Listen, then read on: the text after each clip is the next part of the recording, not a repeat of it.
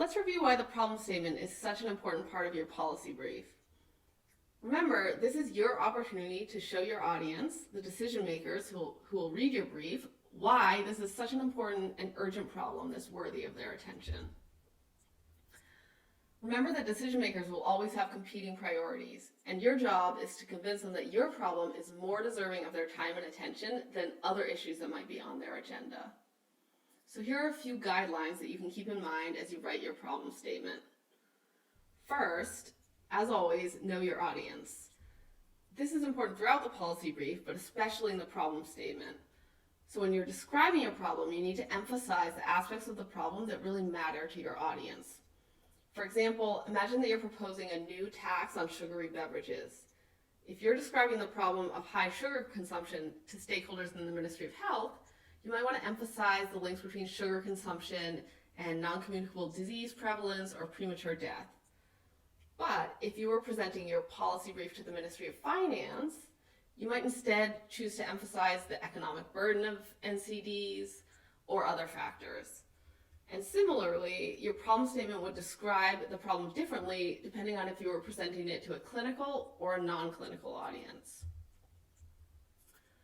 Second, you should stay focused on the relevant information or what your audience really needs to know.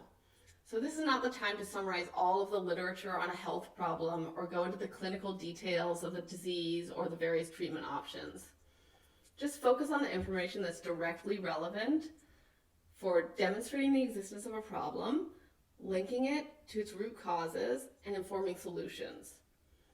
Often, there's a tendency to include a lot of global data about a health problem, but usually this is only relevant if it helps to shed light on the local issue. For example, by comparing local health outcomes to international or regional benchmarks. In order to identify the information that's most important to include, think about the questions that stakeholders are likely to ask you about your policy problem and try to answer their questions through the information that you present. Then just cut out any extraneous information. And remember that a well-designed chart or graphic can often convey a lot of information in a concise and very compelling way. And finally, in describing the problem, you need to emphasize that the problem is actually solvable. So you don't want the reader to come away thinking that the problem is too vast or deep-rooted to solve. That might lead them to avoid wanting to take the issue on. And you can avoid this by including a description of the root cause or causes of the problem, and then showing that by modifying those root causes, you can actually have a significant impact on the problem. So to recap, the problem statement is really your opportunity to convince your audience that your problem is important and needs to be addressed. Focus on what's going to be convincing to your audience and what they really need to know. Then show that you've carefully analyzed the causes of the problem so that you can propose effective solutions.